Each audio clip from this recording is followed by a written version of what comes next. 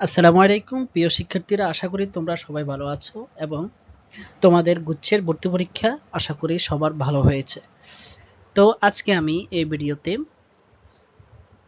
বাংলা, ইংরেজি এবং সাধারণ জ্ঞানের সকল প্রশ্ন অর্থাৎ ১০০টি প্রশ্নের ব্যাখ্যা সহ নির্ভুলভাবে সমাধান দেওয়ার চেষ্টা করব। আশা করি তোমরা সবাই উপকৃত হবে। চলো তাহলে বেশি কথা না বলে ভিডিও শুরু করা যাক। প্রশ্ন নম্বর ১ কি বলা হয়েছে? এ দেশের বুকে ১৮ আসুক নেমে। এটি মূলত তোমরা জানো ১৮ বছর বয়স সুকান্ত ভট্টাচার্যের লিখিত কবিতা। এখানে ১৮ বলতে মূলত তারুণ্যকে বোঝানো হয়েছে, ঠিক আছে? আসো ২ নাম্বার, ফেব্রুয়ারি ৬৯ কবিতায় কবি অবিনাশী বর্ণমালাকে কিসের সাথে তুলনা করেছেন? তোমরা যখন কবিতা পড়বে তোমরা অবশ্যই তখন দেখতে পাবে যে অবিনাশী বর্ণমালাকে নক্ষত্রের সাথে কি করা হয়েছে? তুলনা করা হয়েছে, তাই তো? আসো তারপরে, কাজী নজরুল ইসলাম আমার পথ প্রবন্ধে কাকে সালাম নমস্কার জানিয়েছেন? আমার পথ প্রবন্ধে সত্যকে সালাম কিংবা নমস্কার জানিয়ে তিনি কিন্তু আমার পথ প্রবন্ধ রচনা শুরু করেন। তোমরা যখন আমার পথ প্রবন্ধ পড়বে তখন প্রথম লাইনে এটি দেখতে পাবে, ঠিক আছে? তারপর আসো সোনারতরী কবিতায় বাঁকা জল বলতে কি বোঝানো হয়েছে? মূলত সোনারতরী কবিতাটি হচ্ছে রবীন্দ্রনাথ ঠাকুরের, এটি মূলত একটি রূপক কবিতা। এখানে বাঁকা জল বলতে মূলত অনন্ত কালস্রোতকে বোঝানো হয়েছে। ৫ নাম্বার, মানুষের যখন পতন আসে তখন পদে পদে ভুল হতে থাকে। এটি কোন রচনার অন্তর্গত? তোমরা যারা একবার হলেও পড়েছ তোমরা বলতে পারবে যে এটি নেওয়া হয়েছে ৫২ দিনগুলো থেকে, বঙ্গবন্ধু শেখ মুজিবুর রহমানের রচিত ৫২ দিনগুলো থেকে। তারপর আসো, প্রতিদান কবিতায় কবি বিষে ভরা বান পেয়ে বিনিময়ে কি প্রদান করেছেন? যারা হচ্ছে কবিকে কটু কথা বলে, কবির প্রতি শত্রুতা পোষণ করে, তাদের প্রতি কবি ভালোবাসা স্বরূপ বিভিন্ন বিনিময় উপস্থাপন করেছেন। তার মধ্যে একটি হচ্ছে যে বিষে ভরা বাণ অর্থাৎ ঘৃণা বা শত্রুতা যখন তিনি পান তখন তিনি বিনিময়ে কি প্রদান করেন? বুক ভরা গান অর্থাৎ ভালোবাসা প্রদান করেন। তাহলে এখানে সঠিক উত্তর হচ্ছে কি? ডি। তারপরে, ফরিদপুরে কত সালের নির্বাচনে জাতির পিতা বঙ্গবন্ধু শেখ মুজিবুর রহমান ওয়ার্কার ইনচার্জ ছিলেন? এটি হচ্ছে ১৯৪৬। তোমাদের মেইন বুকে ৫২ দিনগুলোতে এটি সরাসরি উল্লেখ আছে। যখন প্রথম হচ্ছে ফরিদপুরে কার সাথে দেখা হয়? মহিউদ্দিনের সাথে দেখা হয়। এটি আলোচনা করতে গিয়ে বঙ্গবন্ধু এই কথাটি এনেছেন। তারপরে আসো, অপরিচিতা গল্পে কল্যাণীর মাতৃ আজ্ঞা বলতে কি বোঝানো হয়েছে? এটি মূলত মাতৃভূমির প্রতি কর্তব্যকে বোঝানো হয়েছে। মাতৃ আজ্ঞা বলতে কি বোঝানো হয়েছে? তার তো মা ছিল না, তাহলে মাতৃ আজ্ঞা বলতে কি বোঝানো হয়েছে? মূলত সেই সময়ে সমাজে প্রতিষ্ঠিত যে যৌতুক প্রথা এবং মেয়েদের প্রতি যে অবজ্ঞা, সেই অবজ্ঞা দূর করতে মেয়েদের শিক্ষা, সামাজিক যে উন্নয়ন, সেই কাজে নিজেকে জড়িয়ে ফেলেছিল কে? কল্যাণী। আর মাতৃআজ্ঞা দ্বারা মূলত সেটাকেই বোঝানো হয়েছে যে মাতৃভূমির প্রতি তার যে কর্তব্য, মেয়েদেরকে শিক্ষিত করে তোলা, মেয়েদের পেছনে সময় দেওয়া বা যৌতুক প্রথার বিরুদ্ধে কাজ করা, মাতৃভূমির জন্য যৌতুক প্রথার বিরুদ্ধে কাজ করা, এটিকে মূলত বোঝানো হয়েছে। ৯ নাম্বার, কোনটি সংলাপ নির্ভর কবিতা? এইচএসসির মেন বুকে একটি মাত্র কবিতা আছে যেটি সংলাপ নির্ভর, আর সেটি কি? তাহারাই পড়ে মনে। এখানে এটি কিন্তু রিপিট প্রশ্ন, ঠিক আছে? রিপিট প্রশ্ন কিন্তু প্রচুর এসেছে এবারে। তারপরে আসো, এ আবার একটা কি কথা? এটি মূলত বিলাসী গল্পে স্ত্রীলোকের গায়ে হাত না তোলার বিষয়টাকে এখানে তুলে ধরা হয়েছে। তোমরা যখন গল্পটি পড়বে তখন এটা বুঝতে পারবে। ১১ নাম্বার, মুক্তিযোদ্ধাদের সঙ্গে নুরুল হুদার সম্পর্ক স্বীকার করার কারণ কি? কারণ হচ্ছে রেইনকোটের উদ্দীপনা, ঠিক আছে? তারপর আসো, সে মুখ ফ্যাকাশে, রক্তশূন্য এবং সে মুখে দুনিয়ার ছায়া নেই, লাল সালু উপন্যাসে কার সম্পর্কে কথাটি বলা হয়েছে? এটি মূলত আমিনা বিবিকে বলা হয়েছে। যখন খালেক ব্যাপারী মজিদের রাজনীতির খপ্পরে পড়ে আমিনা বিবিকে তালাক দেয়, তখন মূলত আমিনা বিবির মুখ ফ্যাকাশে, রক্তশূন্য এবং এ বিষয়টা ফুটে ওঠে, ঠিক আছে? তারপরে আসো, জমিতে বীজ বপন ফসল কাটার উপযুক্ত সময়কে কি বলে? বতর বলে। এটাও তোমাদের উপন্যাস থেকে, লাল সালু উপন্যাস থেকে নেওয়া হয়েছে, সেখানে শব্দার্থ বা টিকার অংশে তোমরা এটা পাবে। ঠিক আছে? ওটা ছিল নিশানা আনন্দের আর সুখের। যখন সে বিয়ের পরে খালেক ব্যাপারীর বাসার কাছাকাছি আসে, তখন সে এই তাল গাছটি দেখতে পায় দূর থেকে। আর যখন সে তাল গাছ দেখতে পেত, তখন সে তার মুখে, তার মনে আনন্দের ছায়া ফুটে উঠত। মূলত এখানে সেটিকে বোঝানো হয়েছে।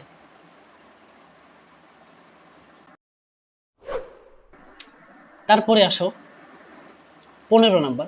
দু পায়ে এগিয়ে উধারে তাকিয়ে সে বলে, বিবি, শিলাবৃষ্টি শুরু হয়েছে। এই উক্তির নেপথ্যে মজিদের কোন ভূত কাজ করেছে? এটি হচ্ছে মূলত, মজিদ ছিল অন্য গ্রামের, সে ওখানে গিয়ে বসত বাড়ি স্থাপন করেছে, সবার থেকে ধর্মকে পুঁজি করে সে হচ্ছে উপার্জন করতে শুরু করে। কিন্তু যখন এখানে বন্যা শুরু হয়েছে, শিলাবৃষ্টি শুরু হয়েছে, তখন তো সব ফসল শেষ হয়ে যাবে, তখন তো সে সেখান থেকে আর উপার্জন করতে পারবে না। মূলত এই ভয় তার ভেতরে কাজ করছিল। তাহলে এখানে কি প্রকাশ পেয়েছে, কি ভূত কাজ করেছে? সেটি হচ্ছে ভয়।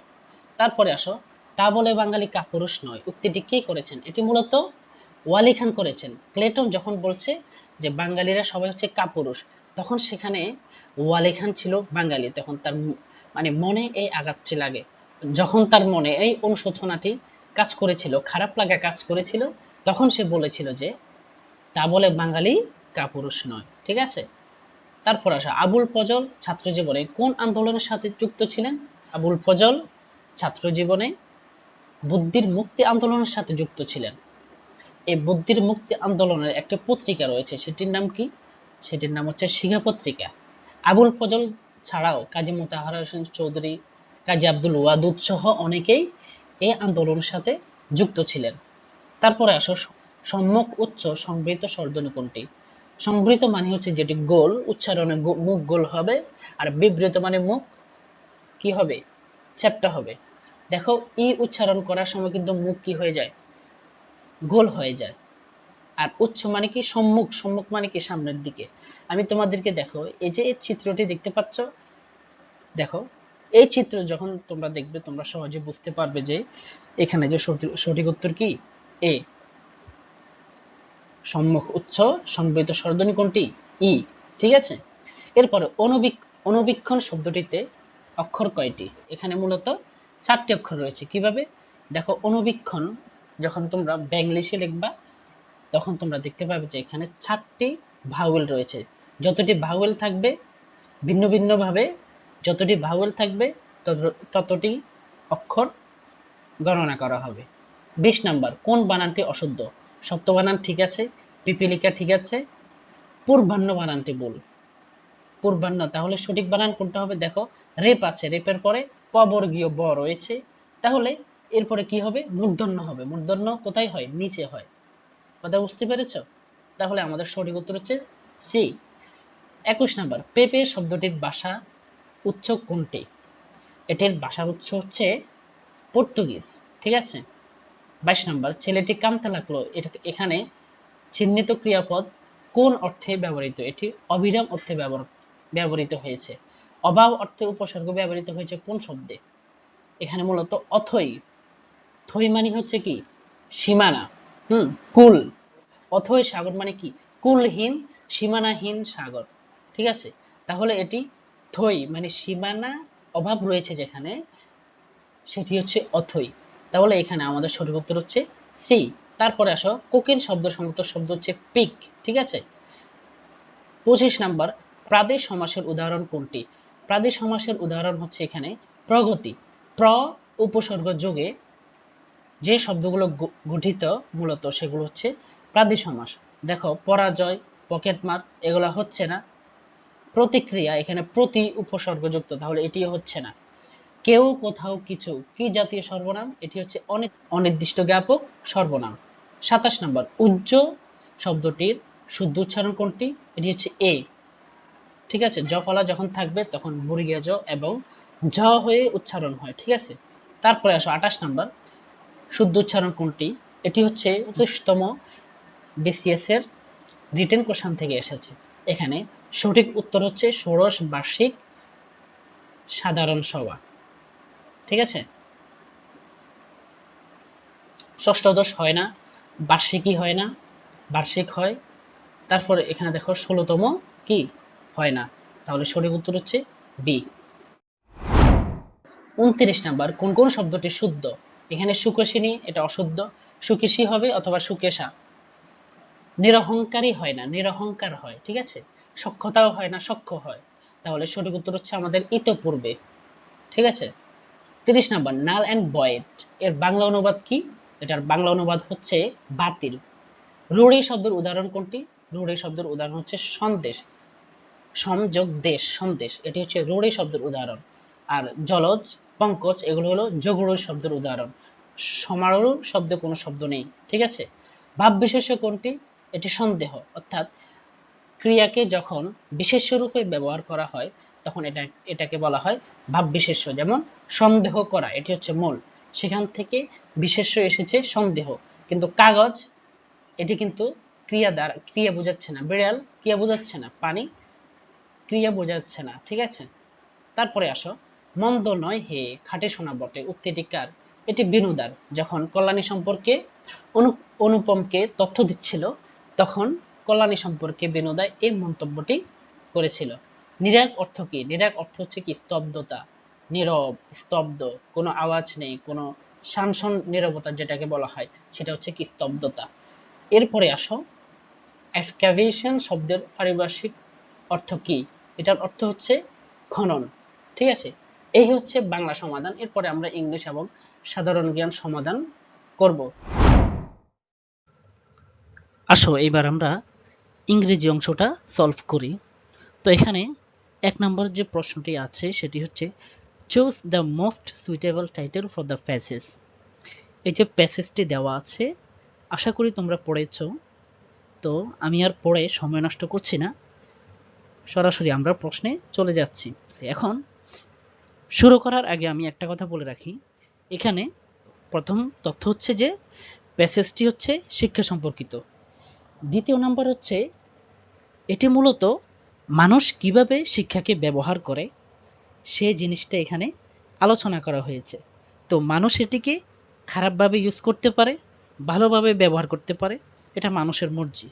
আমাদের ভেতরে যারা শিক্ষিত সমাজ রয়েছে তারা কিন্তু সবাই এই শিক্ষাকে ভালোভাবে ব্যবহার করে না, আবার সবাই কিন্তু আবার খারাপভাবে ব্যবহার করে না। মূলত মানুষ শিক্ষাকে কিভাবে ব্যবহার করে, কোন পথে ব্যবহার করে, ভালো পথে নাকি খারাপ পথে, এই জিনিসটা মূলত এখানে আলোচনা করা হয়েছে। তো এই জন্য তোমাকে এই জিনিসটা মাথায় রাখতে হবে যে এটি মূলত মানুষ কিভাবে শিক্ষাকে ব্যবহার করে এই জিনিসটা এখানে আলোচনা করা হয়েছে। এটি হচ্ছে এই পুরো প্যাসেজের থিম, ঠিক আছে। তাহলে এই জিনিসটা মাথায় রেখে আমরা কোশ্চেন সলভ করা শুরু করি। দেখো, choose the most suitable title for the passage. তাহলে এই নাম্বার কি আছে? বেনিফিটস অফ এডুকেশন, শিক্ষার উপকার। তাহলে এখন বলো তো, এই যে আমি বললাম এটি মূলত মানুষ শিক্ষাকে কিভাবে ব্যবহার করে এই জিনিসটা নিয়ে আলোচনা করা হয়েছে। তাহলে যদি আমি বেনিফিটস বলি তাহলে এটা ভালো দিকটা উঠে আসবে, খারাপ দিকটা আসতেছে না। বি নাম্বার কি আছে? ব্যাড ইফেক্টস অফ এডুকেশন, শিক্ষার খারাপ যে প্রভাব সেগুলো। তাহলে ভালো দিকটা আসতেছে না, সুতরাং এটাও আমার হচ্ছে না। সি নাম্বার দেখো, রিকনসিডারিং দ্য অবজেক্টিভস অফ এডুকেশন, শিক্ষার যে বিষয়বস্তু রয়েছে সেগুলোকে পুনর্বিবেচনা করা। তাহলে এই জিনিসটার ভেতরে আমার ভালো দিকটা খারাপ দিকটা দুটো কিন্তু আসতেছে। সি নাম্বার আমরা উত্তর নিতে পারি। তারপরেও ডি নাম্বার আমরা দেখি কি নিয়ে আলোচনা করা হয়েছে। The importance of education for human beings, মানব জাতির জন্য শিক্ষার যে গুরুত্ব। তাহলে বলো তো এটি মূলত কি, এই প্যাসেজটিতে কি আসলে শিক্ষার গুরুত্ব নিয়ে আলোচনা করা হয়েছে নাকি মানুষ শিক্ষাকে কিভাবে ব্যবহার করে এটার ভালো দিক এবং খারাপ দিক এটা নিয়ে আলোচনা করা হয়েছে? দেখো সহজে কিন্তু এটা বোঝা যায় যে আমাদের এখানে বেস্ট যে অপশন সেটি হচ্ছে কি সি নাম্বার। তারপরে আসো number 2, the word imbue in the passage means. দেখো এখানে লাস্ট লাইনে ইমবিউট শব্দটি এসেছে। দেখো, so education does not always guarantee beauty, শিক্ষা সবসময় সৌন্দর্যকে কি করে না, গ্যারান্টি করে না। অ্যান্ড ইনোবেল আস, এবং আমাদেরকে নৈতিকতা সম্পূর্ণ করে তোলে না, আনলেস, যদি না, it is imbued with morality, ethics and humanity. এই যে ভালো গুণগুলা, এই গুণ দ্বারা যদি এটি কি না হয়, পরিপূর্ণ না হয়। তাহলে এখানে কিন্তু আমাদের অর্থ হচ্ছে কোনো ভালো গুণ দিয়ে পরিপূর্ণ করা, এটি হচ্ছে ইমবিউডের অর্থ। তাহলে এখানে কোনটা মিলতেছে? স্প্রেড, স্প্রেড মানে কি? ছড়িয়ে ছিটিয়ে যাওয়া। ইমার্স, ইমার্স মানে কি? কোনো কিছু ডুবানো, তরল কোনো পদার্থের ভেতরে কোনো কিছু ডুবানোকে ইংলিশে বলা হয় ইমার্স। ইনফিউজ, ইনফিউজ মানে কি? ইনফিউজ মানে হলো কোনো গুণ দিয়ে কোনো ব্যক্তিকে কি করা? পরিপূর্ণ করা। কোনো গুণ দিয়ে কোনো ব্যক্তিকে পরিপূর্ণ করাকে ইনফিউজ বলা হয়। তাহলে এটির সাথে আমাদের এটি মিলতেছে, সুতরাং সঠিক উত্তর C. 3 number, according to the passage which of the statements is false. তাহলে দেখো এখানে এতে দেওয়া আছে the educated people always done heinous acts. Heinous মানে হচ্ছে ক্ষতিকর বা খারাপ। এখন বলা হচ্ছে যে শিক্ষিত মানুষ সব সময় কি খারাপ কাজ করে, এটা কি আসলে সত্য? এটা মিথ্যা। তাহলে আমাদের এ হচ্ছে। এরপর আমরা বাকি অপশনগুলো দেখি। বি নাম্বারে বলা হয়েছে education effects us in the way we intend to use it. Education বা শিক্ষা আমাদেরকে সেভাবেই প্রভাবিত করে যেভাবে আমরা এটাকে ইউজ করি, এটা আসলে সত্য। তাহলে আমাদের বি হচ্ছে না, বলছে ফলস যে স্টেটমেন্ট সেটি নির্ণয় করতে, ঠিক আছে। C number, true education can guarantee involvement of our minds. বলতেছে যে সত্যিকারের শিক্ষা আমাদেরকে আমাদের মনের যে মহত্বতা, সেই মহত্বকে কি করে গ্যারান্টি দিতে পারে। তাহলে এটি কি মিথ্যা, কারণ শিক্ষা মানে শিক্ষিত হলেই যে মানুষ মহৎ হৃদয়ের অধিকারী হবে, এটা কিন্তু সব সময় হয় না। শিক্ষিত মানুষের মাঝেই কিন্তু কি রয়েছে? খারাপ মানুষ রয়েছে, ভালো মানুষ রয়েছে। এই শিক্ষাটা মানুষের জীবনে প্রভাব ফেলতে পারে তার আচরণের আলোকে, যে সে কোন পথে এই শিক্ষাকে ব্যবহার করতেছে। সুতরাং আমাদের সি যেটি, এটিও ফলস। তাহলে আমরা দুটি পেলাম। এরপর দেখো D number, ethics and humanity are important catalyst using education for noble purpose. কোনো ইথিক্স এবং হিউম্যানিটি, এ দুটো হচ্ছে শিক্ষাকে কোনো মহৎ উদ্দেশ্যে ব্যবহার করার গুরুত্বপূর্ণ কি অনুঘটক। তাহলে এটাও আমাদের ঠিক আছে। এখন এখানে আমরা ভুল পেয়েছি দুটি, এ এবং সি। এখন বলা হয়েছে যে অ্যাকর্ডিং টু দ্য প্যাসেজ, প্যাসেজের আলোকে ফলস যেটি সেটি নির্ণয় করতে। এখন এই যে দেখো সি নাম্বার, এটি হুবহু এখানে আছে। দেখো education does not always guarantee beauty, সবসময় সৌন্দর্যকে গ্যারান্টি দেয় না, ঠিক আছে। দ্বিতীয় নাম্বার বলেছে এডুকেশন ডাজ নট ইনেবল আস, আমাদেরকে কি করে না? মর্যাদা সম্পূর্ণ করে না। শিক্ষা সবসময় আমাদেরকে কি করে না? মর্যাদা সম্পূর্ণ করে না। এই যে দেখো সিতে বলা হয়েছে ট্রু এডুকেশন, সত্যিকারের শিক্ষা, can guarantee involvement of our minds, আমাদের মনের যে মর্যাদা বা মহত্বতা, সেই মহত্বতাকে কি দেয়? গ্যারান্টি দেয়। এটি আমাদের প্যাসেজ অনুযায়ী হচ্ছে না, সুতরাং সঠিক উত্তর হচ্ছে C. 4 number, having a degree from world famous institution, কোনো বিশ্ববিখ্যাত প্রতিষ্ঠান থেকে ডিগ্রি অর্জন করা is not dash for developing a noble mind, একটি মহৎ হৃদয় গঠন করতে বা একটি মহৎ হৃদয়ে উন্নীত করতে কোনো বিশ্ববিখ্যাত প্রতিষ্ঠান থেকে ডিগ্রি নেওয়া কি নয়? সহায়ক নয়, বাধ্যতামূলক নয়, বেনিফিশিয়াল মানে উপকারী নয়, গুরুত্বপূর্ণ নয়। তাহলে দেখো এখানে আমাদের বাধ্যতামূলক নয় এটি বেশি মেলে, নাকি গুরুত্বপূর্ণ নয় এটি বেশি মেলে?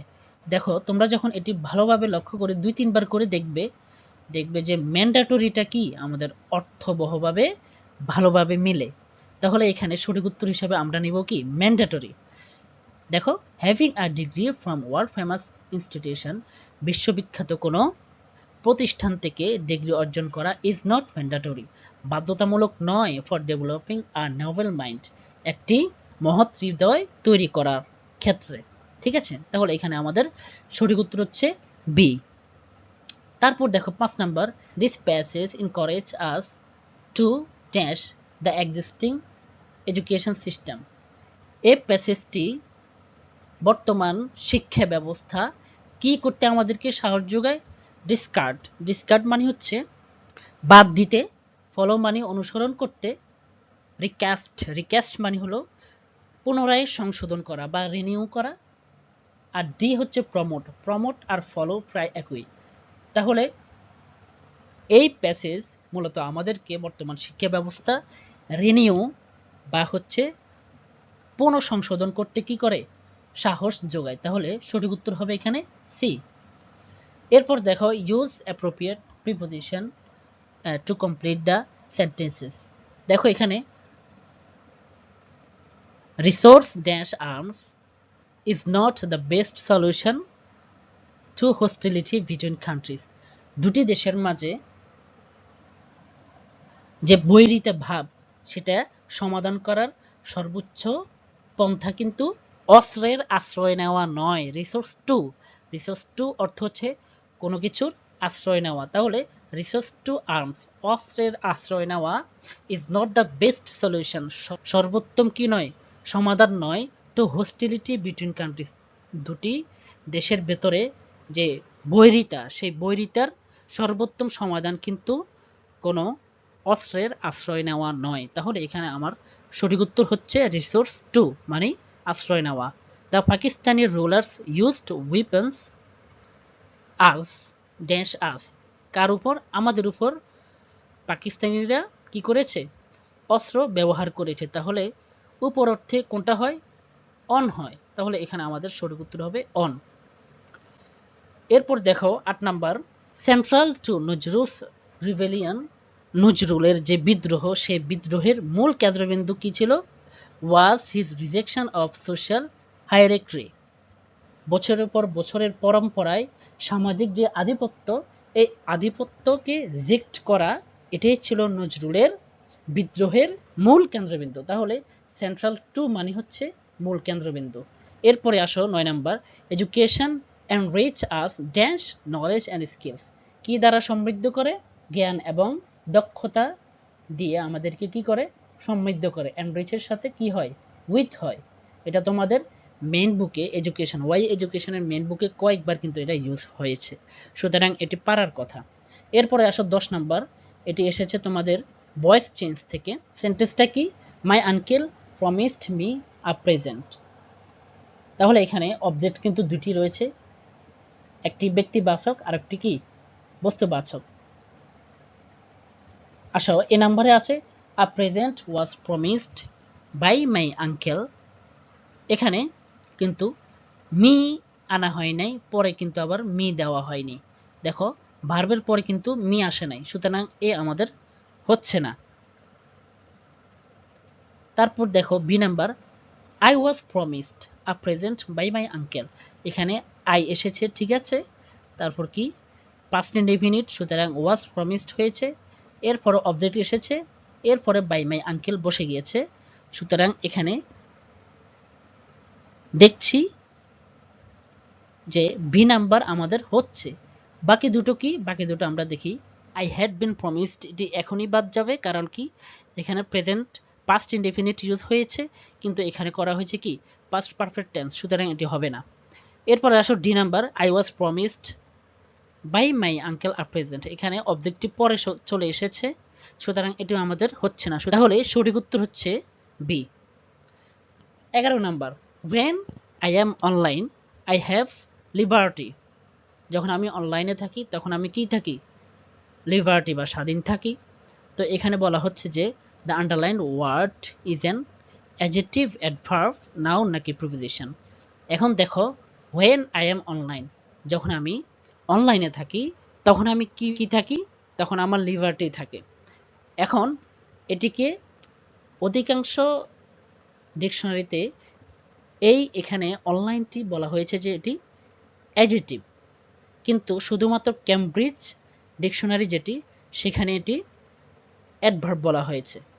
দেখো আমরা যখন অর্থ করি তখন কিন্তু আমাদের এখানে এটি কি অ্যাডজেক্টিভ নাকি অ্যাডভার্ব, এই বিষয়টা কি ফুটে ওঠে। দেখো when I am online, যখন আমি কোথায় থাকি, এই যে প্লেস, এটা কিন্তু প্লেস বোঝাচ্ছে কোথায়, হয়ার এই যে স্থান বোঝাচ্ছে, জায়গা বোঝাচ্ছে, তাহলে এই অর্থে কিন্তু আমাদের অ্যাডভার্ব হয়।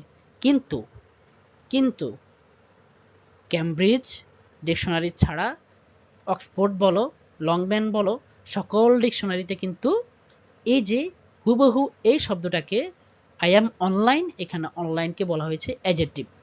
তো এটি বিশ্ববিদ্যালয় কর্তৃপক্ষ জানে যে এখানে তোমাদের কোন উত্তর নেওয়া হয়েছে। যারা এ বা বি এর ভিতরে যে কোনো একটি দিয়েছ তোমাদের আশা করি হয়েছে, এটি ধরে নিতে পারো।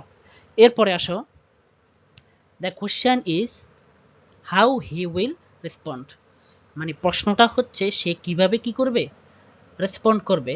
এখানে the underline part of the sentence is, এখানে যে এই আন্ডারলাইন করা অংশটা কি, নাউন ক্লজ নাকি অ্যাডজেক্টিভ ক্লজ, অ্যাডভার্বিয়াল ক্লজ নাকি প্রিপোজিশনাল ক্লজ।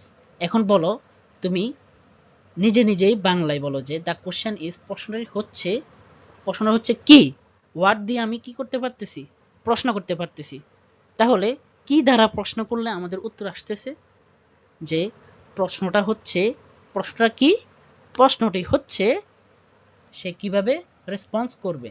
তাহলে আমাদের এখানে উত্তর হবে এ। 13 number, choose the antonym of healthy, স্বাস্থ্যের অ্যান্টোনিমটা নির্ণয় করতে বলেছে। তো এখানে স্যালুব্রিয়াস এটি স্বাস্থ্যকেন্দ্রিক, কিন্তু এটি ভালো দিকটা বোঝাচ্ছে।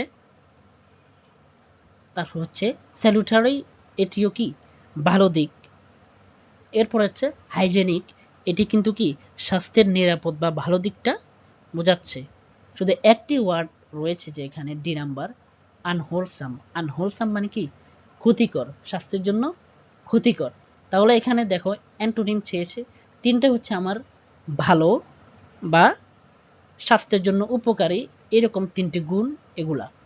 শুধুমাত্র একটি দিক নেগেটিভ অর্থ দেয়, সেটি হচ্ছে আনহোলসাম। তাহলে সহজে আমরা উত্তর করতে পারতেছি যে এখানে সঠিক উত্তর হচ্ছে কি D. Find the incorrect spelled word, মানে হচ্ছে কি ভুল বানান করা শব্দটি বের করতে বলছে। প্রশ্ন আগে বুঝতে হবে, ঠিক আছে। এখানে দেখো এটিকেট, এটি বানান ঠিক আছে। নাইটমেয়ার, এটিও বানান ঠিক আছে। সি নাম্বার, এটিও বানান ঠিক আছে। ম্যানিফেস্টেশন, এটি হচ্ছে ভুল, এখানে হবে কি এম এ হবে, ঠিক আছে, ম্যানিফেস্টেশন। তাহলে এখানে আমাদের সঠিক উত্তর হচ্ছে কি ডি। তারপর আসো, what is the correct synonym of the word indigent. Indigent মানে কি, এটার অর্থ হচ্ছে নিঃস্ব, অসহায়, দরিদ্র, এগুলা হয়। তো এর সাথে দেখো পুয়ার, দরিদ্র, এটা মিলে। কিন্তু যদি আমি ওয়েলদি, স্বাস্থ্যবান বা সম্পদশালী এটা বলি, আমাদের এটা মিলছে না। কমফোর্টেবল, আরামদায়ক, এটিও মিলছে না। অ্যাফ্লুয়েন্ট মানে কি সমৃদ্ধ, তিনটার একটিও মিলছে না। তাহলে সহজে আমরা বলতে পারছি যে এখানে আমাদের সঠিক উত্তর হবে এ। তারপর আসো, by the end of the meal some people take a few glasses of water. খাবারের শেষ দিকে কিছু মানুষ কি নিয়েছে, পানি নিয়েছে। তো এখানে আন্ডারলাইন করা যে ফ্রেজটি রয়েছে এটি কোন ফ্রেজ। এখন দেখো, by the end of the meal, খাবারের শেষের দিকে, কখন, খাবারের শেষের দিকে। এখানে টাইম বোঝাচ্ছে, সময় বোঝাচ্ছে। তাহলে সময় বোঝালে আমার কি হবে, অ্যাডভার্ব হবে। কখন, কোথায়, কিভাবে, এগুলো বোঝালে কি হয়, সাধারণত অ্যাডভার্ব হয়। যেহেতু এখানে একের বেশি ওয়ার্ড রয়েছে, সুতরাং এটিকে আমরা ফ্রেজ বলবো। তাহলে আমাদের উত্তর হচ্ছে কি অ্যাডভার্বিয়াল ফ্রেজ। তারপর আসো 17, ইট ওয়াজ 10 to 12, most of the shops dash just close. ঠিক আছে, তাহলে দেখো জাস্ট রয়েছে, তাহলে এখানে আমাদের হওয়ার কথা কি প্রেজেন্ট পারফেক্ট টেন্স। তাহলে কি বি হবে, না বি হবে না। কেন হবে না, দেখো এখানে তার আগেই রয়েছে ইট ওয়াজ 10 to 12, সময়টা ছিল কি 10টা থেকে 12টা। ঠিক আছে, দেখো এখানে ওয়াজ রয়েছে অতীতকালে, এটি অতীত হওয়ার কারণে এখানে জাস্ট থাকা সত্ত্বেও প্রেজেন্ট পারফেক্ট টেন্স হবে না, কি হবে তাহলে পাস্ট পারফেক্ট টেন্স, কারণ এর আগে কি আছে, অতীত আছে, পাস্ট ইনডেফিনিট রয়েছে। তাহলে সঠিক উত্তর হচ্ছে D. 18 number, Homer describes a race of man who dash sprang, এটি উত্তর হবে স্প্র্যাং। কারণ কি, কারণ হচ্ছে এটি হচ্ছে একজন ক্রিটিক্সের উক্তিগুলো যেভাবে বলা হয় সেভাবেই কি হয়, উত্তর হয়। কোথাও কোথাও যদিও স্প্র্যাং না দিয়ে স্প্রাং দেওয়া হয়েছে, সেটিও হয়, যে কোনো দুটির একটি হবে। তাহলে এখানে স্প্র্যাং আছে, সুতরাং আমাদের সঠিক উত্তর হবে বি। তারপরে আসো 19 number, if Kalpana Chawla had not dash aren't desire she would not have become an astronaut।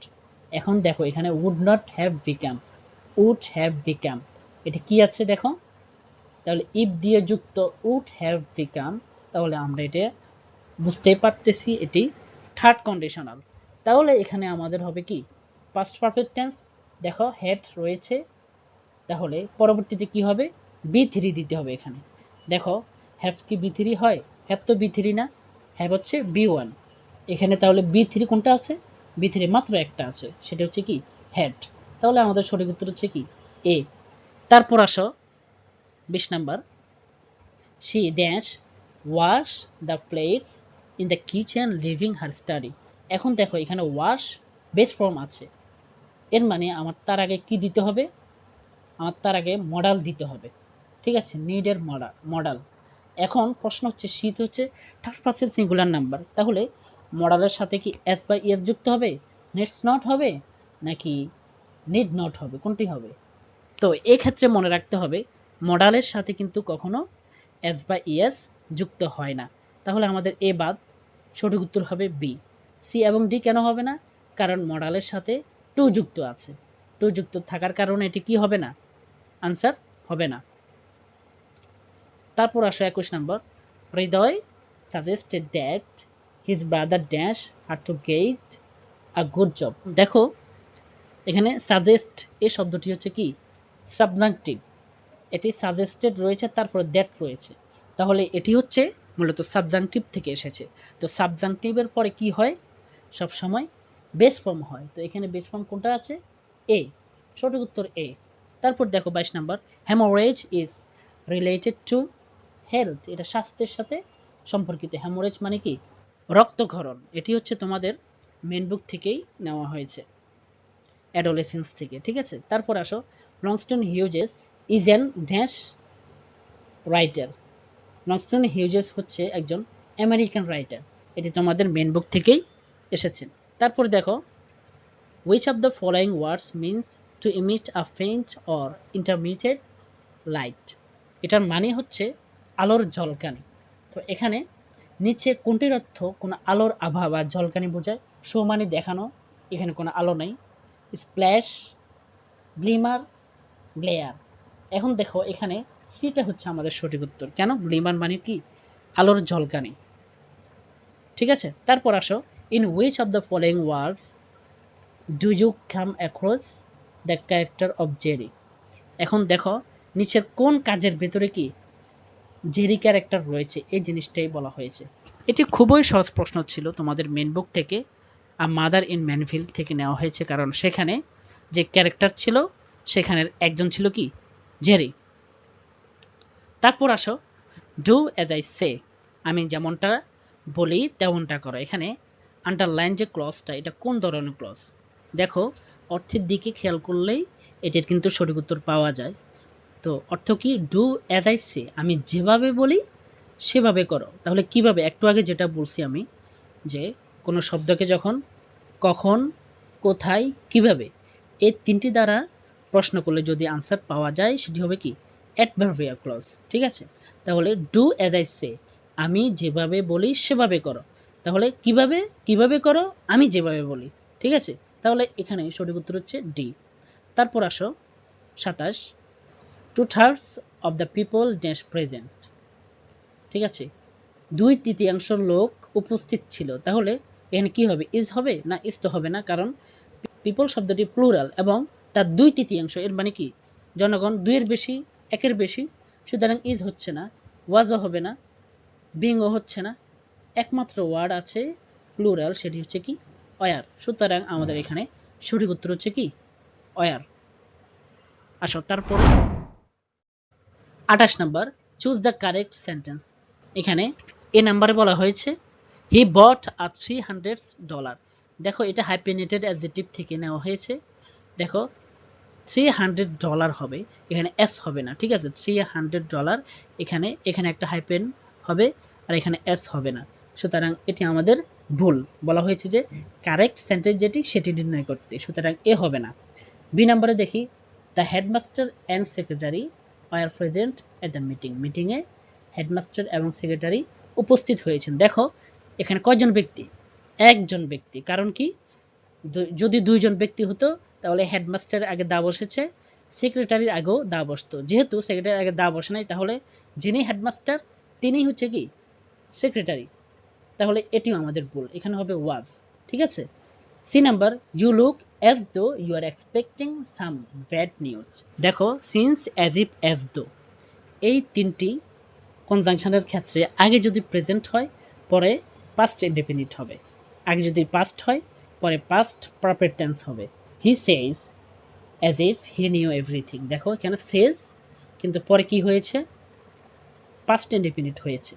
তো এখানে কিন্তু প্রেজেন্ট ইনডেফিনিট ব্যবহার করা হয়েছে, কিন্তু অ্যাজ দো এর পরে কি আছে, প্রেজেন্ট কন্টিনিউয়াস ব্যবহার করা হয়েছে, সুতরাং এটি হবে না। এখানে হবে পাস্ট ইনডেফিনিট অথবা পাস্ট কন্টিনিউয়াস, ঠিক আছে। তাহলে আমাদের সি নাম্বারও ভুল। ডি নাম্বারে বলা হয়েছে যেহেতু এ বি সি তিনটাই ভুল, তাহলে ডি নাম্বার দেখারই দরকার নাই, এটাই আমাদের সঠিক উত্তর, ঠিক আছে। তারপর আসো, yet ensuring drinking water cleanliness and hygiene was a big challenge. দেখো এখানে ইয়েট শব্দটি কি এটা বলতে বলা হয়েছে। দেখো ফ্যান বয়েজ, ফর, অ্যান্ড, নর, এই যে এই টাইপের শব্দগুলো, ফ্যান বয়েজ শব্দগুলো, এগুলা কনজাংশন হিসেবে ইউজ হয়, কিন্তু বাক্যের প্রথমে যদি এগুলো বসে কনজাংশন হিসেবে ইউজ না হয়। কনজাংশন মানে কি, এটার দুই পাশে দুটি সেন্টেন্স থাকবে যেগুলাকে একটার সাথে আরেকটি কানেক্টেড করবে, যেখানে সাবজেক্ট থাকবে, ভার্ব থাকবে, কিন্তু ইয়েটের আগে পরে তো কি নেই, সাবজেক্ট আর ভার্ব নেই, মানে দুটি সেন্টেন্স নেই, এখানে মাত্র একটি ভার্ব ব্যবহার করা হয়েছে, সুতরাং বোঝা যাচ্ছে যে এটি কনজাংশন হিসেবে ইউজ হয় নাই। তাহলে কি হিসেবে ইউজ হয়েছে, এটি অ্যাডভার্ব হিসেবে ইউজ হয়েছে। তো মনে রাখতে হবে, যখন কনজাংশনগুলো কনজাংশন হিসেবে ব্যবহার না হবে, বাক্যের প্রথমে বসলে এগুলো অ্যাডভার্বের অর্থ দেবে, সুতরাং এখানে এটি অ্যাডভার্ব হিসেবে ইউজ হয়েছে। তারপর আসো 30 নাম্বার, এখানে বলা হয়েছে যে চুজ দ্য ইনকারেক্ট সেন্টেন্স। ভুল যে সেন্টেন্সটি সেটি নির্ণয় করো। এতে রয়েছে neither you nor he is in a crisis. Either or, neither nor, এক্ষেত্রে দ্বিতীয় যে সাবজেক্ট থাকে সে সাবজেক্ট অনুযায়ী কি হয়, ভার্ব হয়, সুতরাং এটি কারেক্ট। তারপরে আসো, he refrained himself from taking any medicine.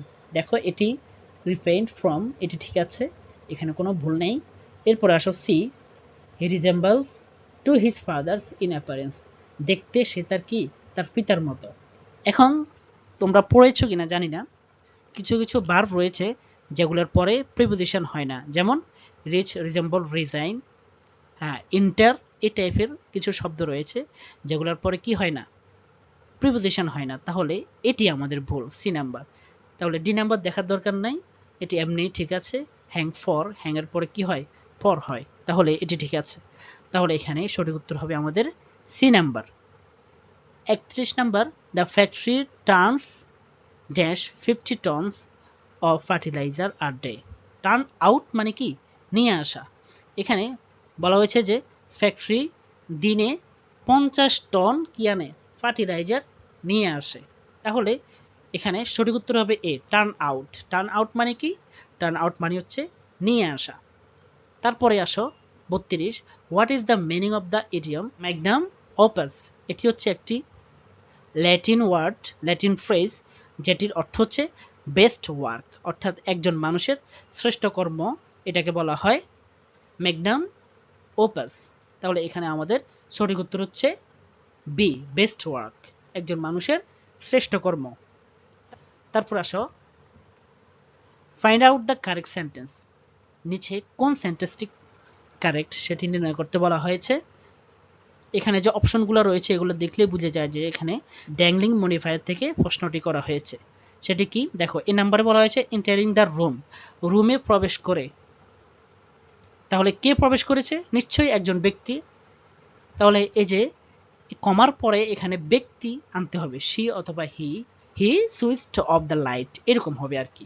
তাহলে এখানে যেহেতু কমার পরে সাবজেক্ট নেই, সুতরাং এটি আমাদের হবে না, এটি ভুল। তারপরে দেখো while walking in the garden, গার্ডেনে হাঁটার সময়, তাহলে কে হাঁটতেছে? হার লেগ ওয়াজ ব্রোকেন, তার পা ভেঙে গিয়েছে। এখন দেখো এখানে হাঁটছে কে? সে। তার পা তো আর হাঁটে নাই, সে হেঁটেছে। তাহলে এখানে সি আনতে হবে, যেহেতু এখানে সাবজেক্ট আনা হয় নাই, সুতরাং এটি হবে না। তারপর আসো, the boy received a crest with golden ribbons for his achievement, তার অ্যাচিভমেন্টের জন্য সে একটি গোল্ডেন রিবনস কি করেছে? গিফট হিসেবে অর্জন করেছে। এটি আমাদের আপাতত কোনো ভুল নেই। তারপর দেখো আমাদের D number, having crossed the street, রাস্তা পার করে, তাহলে কে পার করেছে? এই দেখো, এ কার অলমোস্ট স্ট্রাক আস, একটি গাড়ি আমাদেরকে প্রায় কি করে দিয়েছে? মানে আঘাত হেনে দিয়েছে। এই দেখো আস, এটি আমাদের যদি উই হিসেবে এখানে বসতো তাহলে এটি আমাদের সঠিক হতো, কিন্তু এটিও হয় নাই। তাহলে এখানে সঠিক উত্তর কোনটি? সঠিক উত্তর হচ্ছে সি। ঠিক আছে, তারপর আসো, what is the plural form of the word alumna. দেখো এখন তোমাদের মাঝে একটি জিনিস ঘুরতে পারে, সেটি হচ্ছে কি, আমরা তো পড়েছি অ্যালামনাসের বহুবচন অ্যালামনি, তাহলে কি আমাদের সঠিক উত্তর কি হবে? বি হবে নাকি এ হবে? কোনটা হবে? এই দুটির ভিতরে তোমাদের দোটানা রয়েছে। তো তোমাদেরকে বলে রাখি, অ্যালামনা এই শব্দটির বহুবচন হবে অ্যালামনাই। অ্যালামনাই শুধু এর সাথে ই যুক্ত হবে, আর অ্যালামনি তখন হবে যখন অ্যালামনাস হবে। অ্যালামনাসের বহুবচন হচ্ছে অ্যালামনি, কিন্তু অ্যালামনাইয়ের বহুবচন হচ্ছে কি? অ্যালামনেই। ঠিক আছে, তাহলে এটি সঠিক উত্তর হচ্ছে এ। তারপর আসো 35, which of the following is a countable noun. খুবই সহজ প্রশ্ন ছিল। দেখো ফার্নিচার, এটা আমরা জানি, এটা আনকাউন্টেবল নাউন। মানি, টাকা, এটিও আনকাউন্টেবল নাউন। নিউজ বা সংবাদ, এটিও আনকাউন্টেবল নাউন। তাহলে একটি ওয়ার্ড রয়েছে, সেটি কি? হেডেক। আমরা এমনিতে বলে থাকি, দেখো আই হ্যাভ আ হেডেক, আমার কি রয়েছে? মাথা ব্যথা আছে, আমার মাথা ব্যথা করাচ্ছে। সুতরাং এখানে আমাদের কাউন্টেবল নাউন হচ্ছে কি? হেডেক। সঠিক উত্তর হচ্ছে ডি। আচ্ছা, এবার আসো সাধারণ জ্ঞান নিয়ে আলোচনা করা যাক। এখানে এক নম্বর প্রশ্ন, কম্পিউটার থেকে প্রিন্টারে ডেটা প্রেরণের ক্ষেত্রে কোন পদ্ধতিতে ডেটা ট্রান্সমিশন হয়? এটি সঠিক উত্তর হচ্ছে এ, সিমপ্লেক্স। সিমপ্লেক্স মূলত এক দিক থেকে ডেটা প্রেরণের যে প্রথা বা মোড, এটাকে বলা হয় মূলত সিমপ্লেক্স। তো এখানে দেখো, কম্পিউটার থেকে প্রিন্টারে এক দিক থেকে কি করা হচ্ছে? ডেটা ট্রান্সমিট করা হচ্ছে, সুতরাং এটি আমাদের হবে কি? সিমপ্লেক্স। তারপর আসো 2 নাম্বার, জাতির পিতা বঙ্গবন্ধু শেখ মুজিবুর রহমান কর্তৃক প্রদত্ত স্বাধীনতার ঘোষণা সংবিধানে কোন তফসিলে সন্নিবেশিত? আচ্ছা, এটি সঠিক উত্তর হচ্ছে সি, ষষ্ঠ তফসিলে। আর সপ্তম তফসিলে হচ্ছে মুজিবনগর সরকারের যে ঘোষণাপত্র সেটি। আর পঞ্চম তফসিলে হচ্ছে বঙ্গবন্ধু শেখ মুজিবুর রহমানের 7 মার্চের ভাষণ সন্নিবেশিত করা হয়েছে। ঠিক আছে, তারপর আসো 3 নাম্বার, ওরা আমার মুখের বাসায় কায়দা নিতে চায়, এই গানটির রচয়িতা কে? এটির রচয়িতা হচ্ছে আব্দুল লতিফ। ঠিক আছে, এছাড়াও তিনি আব্দুল গাফার চৌধুরী রচিত আমার ভাইয়ের রক্তে রাঙানো 21শে ফেব্রুয়ারি, এটির প্রথম সুরকার ছিলেনও কি? আব্দুল লতিফ। ঠিক আছে, তারপর আসো ইউএনসিটিএডি এর কাজ কি? United nation conference on trade and development. Trade মানে কি? ট্রেড মানে হচ্ছে বাণিজ্য, ডেভেলপমেন্ট মানে কি? উন্নয়ন। তাহলে এই যে ফুল ফর্মের ভেতরে কিন্তু আমি এটা উন্নয়নশীল রাষ্ট্রের যে বাণিজ্যিক স্বার্থ রক্ষা বিষয়ক যে কাজ, এটা কিন্তু আমরা এই ফুল ফর্মের ভিতরে পাচ্ছি। এই কারণে বিভিন্ন সংস্থার ফুল ফর্ম জানা কি জরুরি। তারপর আসো 5 নাম্বার, চতুর্থ শিল্প বিপ্লবের বৈশিষ্ট্য কোনটি? তা মূলত চতুর্থ বিপ্লব মানে হচ্ছে আধুনিক যে স্মার্ট প্রযুক্তিগুলো আছে সে প্রযুক্তিগুলো ব্যবহার করে প্রচলিত উৎপাদন এবং শিল্প ব্যবস্থার স্বয়ংক্রিয়করণের যে প্রক্রিয়া, সেই প্রক্রিয়াকে পর্যবেক্ষণ ব্যবস্থা এবং মানুষের হস্তক্ষেপ ছাড়াই সমস্যা বিশ্লেষণ এবং নিরূপণ এবং সেটা সমাধান করার প্রক্রিয়াকে বলা হয় যে চতুর্থ শিল্প বিপ্লব। তাহলে আমরা সহজেই বুঝতে পারছি যে এখানে সঠিক উত্তর হচ্ছে সি। ডিজিটাল প্রযুক্তির প্রতি কি নির্ভরতা বা কেন্দ্রবিমুখতা, ডিজিটাল প্রযুক্তির প্রতি কি ঝুঁকে পড়া, এটি হচ্ছে চতুর্থ বিপ্লবের মূল বৈশিষ্ট্য। তারপর আসো আস্কি কোডে যান্ত্রিক নিয়ন্ত্রণের জন্য কতটি কোড ব্যবহার করা হয়। দেখো আস্কি কোড হচ্ছে 7 বিটের, 7 বিটে মোট কোড থাকে হচ্ছে 128টি। এর ভেতরে 32টি হচ্ছে বিভিন্ন যন্ত্রকে নিয়ন্ত্রণ করার জন্য কয়টি, 32টি। বাকি যে 96টি রয়েছে সেই 96টি দ্বারা মূলত বিভিন্ন অক্ষর, চিহ্ন, প্রতীক এগুলো ব্যবহারের জন্য ব্যবহার করা হয়। তারপরে আসো রূপপুর পারমাণবিক বিদ্যুৎ কেন্দ্র কোন মন্ত্রণালয়ের অধীনে। এটি হচ্ছে বিজ্ঞান ও প্রযুক্তি মন্ত্রণালয়ের অধীনে। এই রূপপুর পারমাণবিক বিদ্যুৎ কেন্দ্র মূলত বিজ্ঞান ও প্রযুক্তি মন্ত্রণালয়ের অধীনে থাকা পরমাণু শক্তি কমিশন এই রূপপুর পারমাণবিক বিদ্যুৎ কেন্দ্রটি কি করছে, পরিচালনা করছে। তারপর আসো 8 নম্বর, কোনটি ডিভিএমএস এর উদাহরণ। ডিভিএমএস মানে কি, ডিভিএমএস হলো ডেটাবেস ম্যানেজমেন্ট সিস্টেম। তো এটির উদাহরণ হচ্ছে এমএস অ্যাক্সেস, ঠিক আছে, যেখানে ডেটাবেস ম্যানেজমেন্টের সকল কাজ সম্পন্ন করা যায়। তারপর আসো দ্য রিপাবলিক গ্রন্থটির রচয়িতা কে। দ্য রিপাবলিক গ্রন্থটির রচয়িতা হচ্ছে প্লেটো, যেখানে তিনি সক্রেটিসের যে দর্শন সে দর্শন তুলে ধরেন, ঠিক আছে। আর এটি ইংলিশ থেকে বাংলায় অনুবাদ করেন বাংলাদেশের শিক্ষাবিদ সর্দার ফজলুল করিম স্যার, ঠিক আছে। বিশ্বব্যাংক সংশ্লিষ্ট কোন সংস্থাটি স্বল্প আয়ের উন্নয়নশীল দেশে বেসরকারি খাতে আর্থিক সহায়তা ও পরামর্শ দিয়ে থাকে, এটি হচ্ছে তোমার আইএফসি। আর আইবিআরডি এটি হচ্ছে মধ্যম আয়ের দেশে ঋণ প্রদান করে থাকে হচ্ছে আইবিআরডি, ঠিক আছে। তাহলে আমাদের সঠিক উত্তর হচ্ছে এ। 11 নাম্বার, সত্য বিরূপ নীতি কোন গভর্নর জেনারেলের আমলে প্রণীত হয়। সঠিক উত্তর হচ্ছে সি, লর্ড ডালহৌসি। মূলত এই সত্য বিলোপ নীতি ব্রিটিশ ইস্ট ইন্ডিয়া কোম্পানি দ্বারা আরোপিত ভারতীয় যে রাজ্য আত্মসাৎ করার নীতি, এটি হচ্ছে সেটি, যেটির জন্য লর্ড ডালহৌসিকে দায়ী করা হয়ে থাকে, ঠিক আছে। তারপরে আসো কোনটি পদসঞ্চারী মুদ্রাস্ফীতি হতে পারে। এটি হচ্ছে বি, 8%। মূলত পদসঞ্চারী মুদ্রাস্ফীতি বলা হয় যখন কোনো দেশের মূল্যস্তর হাঁটার গতিতে বৃদ্ধি পায় তখন তাকে পদসঞ্চারী মুদ্রাস্ফীতি বলা হয়। এটি সাধারণত 8 থেকে 10%-এর ভিতরে হয়ে থাকে। যেমন বাংলাদেশের যে মুদ্রাস্ফীতি এটাকে বলা হয় পদসঞ্চারী মুদ্রাস্ফীতি। আসো তারপরে একই এলাকা ও সম মানসিকতা সম্পন্ন মানুষ নিয়ে গঠিত হয় কোনটি। এটি সমাজ হবে না, বরং এটি সম্প্রদায় হবে। কারণ সমাজের যারা বসবাস করে সমাজে, কারণ একই সমাজে যারা বসবাস করে তাদের ভিতরে কিন্তু একই সম মানসিকতা সম্পন্ন যে মানুষ থাকবে সেটা কিন্তু না, ভিন্ন ধর্মের ভিন্ন মতের মানুষ থাকতে পারে। সুতরাং এই আমাদের আনসার হবে না, আনসার হবে আমাদের ডি, সম্প্রদায়। তারপর আসো সর্বপ্রথম যৌক্তিক সংজ্ঞার ধারণা প্রবর্তন করেন কে। এই সর্বপ্রথম যৌক্তিক সংজ্ঞার ধারণা প্রবর্তন করেন যুক্তিবিদ্যার প্রবর্তক গ্রিক দার্শনিক অ্যারিস্টটল। তাহলে আমাদের এখানে উত্তর হবে বি, অ্যারিস্টটল। তারপর আসো 15 নাম্বার, কে সর্বপ্রথম ব্লু ইকোনমির ধারণা দেন। সর্বপ্রথম যিনি ব্লু ইকোনমির ধারণা দেন তিনি হচ্ছেন গুন্টার পাউলি। তিনি হচ্ছেন বেলজিয়ামের একজন অধ্যাপক, যিনি 1994 সালে সর্বপ্রথম ব্লু ইকোনমি বা সমুদ্রের সাথে সম্পর্কিত সমুদ্র নির্ভর যে অর্থনীতি, এই অর্থনীতি সম্পর্কে সর্বপ্রথম এই গুন্টার পাউলি ধারণা দেন।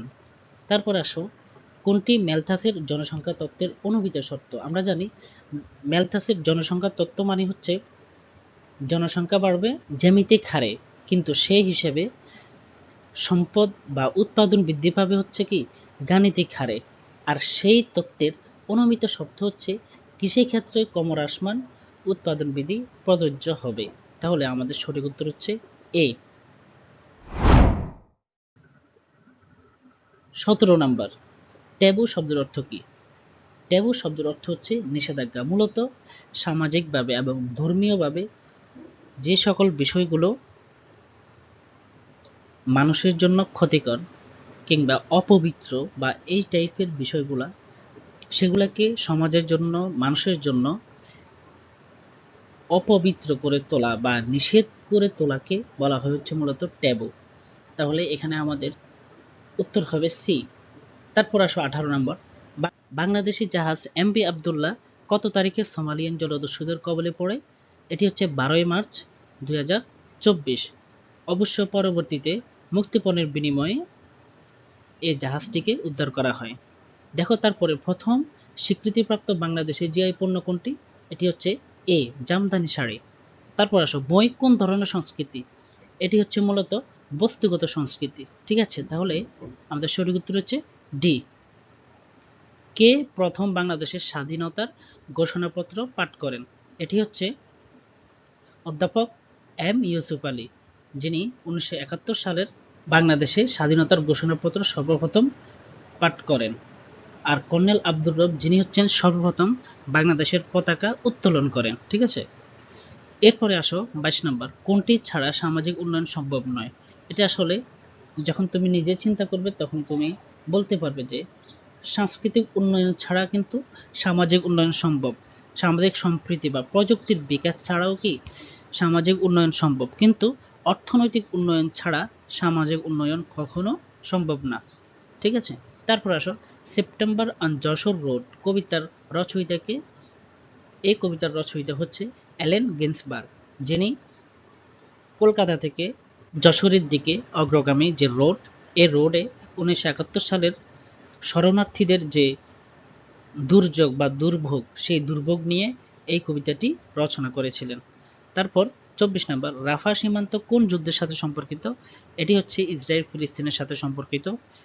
তারপর আসো মোহামেডান লিটারি সোসাইটি প্রতিষ্ঠা করেন কে?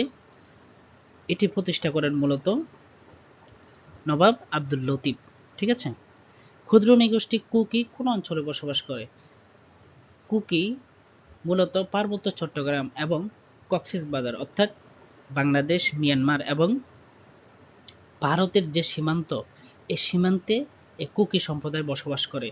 তাহলে যেহেতু আমাদের পার্বত্য চট্টগ্রাম নেই, তাহলে এখানে আমাদের সঠিক উত্তর হবে কি কক্সবাজার। ঠিক আছে, তারপর আসো বাংলাদেশ কত সালে WHO এর সভাপতি পদ লাভ করে? এটি হচ্ছে উত্তর হবে 2009। তারপর আসো পিসারিয়া সমীকরণ কিসের সাথে সম্পর্কিত? পিসারিয়া সমীকরণ হচ্ছে মুদ্রার পরিমাণের সাথে সম্পর্কিত। অর্থাৎ এই সমীকরণটি হলো MB ইকুয়াল টু PT, অর্থাৎ সাপ্লাই অফ মানি, অর্থের যোগানের, একটি দেশের অর্থের যোগানের প্রেক্ষিতে ওই দেশের যে পরিমাণ অর্থ মজুদ রয়েছে সেটাকে বলা হয় হচ্ছে পিসারীয় সমীকরণ। তাহলে এটা সম্পর্কিত হচ্ছে মুদ্রার পরিমাণের সাথে। সঠিক উত্তর হবে এ। 29 নম্বর, পায়রা সমুদ্রবন্দর কবে আনুষ্ঠানিকভাবে যাত্রা শুরু করে? এটি হচ্ছে 19 নভেম্বর 2013 সালে মূলত আনুষ্ঠানিকভাবে পায়রা সমুদ্রবন্দর তাদের যাত্রা শুরু করে। ঠিক আছে, তারপর আসো অধিক বৃষ্টিপাতের জন্য পরিচিত মৌসিন রাম ভারতের কোন রাজ্যে অবস্থিত? এটি মূলত মেঘালয়ে অবস্থিত। এটি পুরো পৃথিবী জুড়ে সবচেয়ে বেশি বৃষ্টিপাত হয় এই মেঘালয়ের মৌসিন রাম এলাকায়। ঠিক আছে, তাহলে এখানে সঠিক উত্তর হচ্ছে এ। আশা করি তোমরা ভিডিওটি থেকে উপকৃত হয়েছো। যদি ভালো লাগে তাহলে লাইক, কমেন্ট, শেয়ার করতে ভুলবা না। আজকের জন্য এই পর্যন্তই। ধন্যবাদ। আসসালামু আলাইকুম।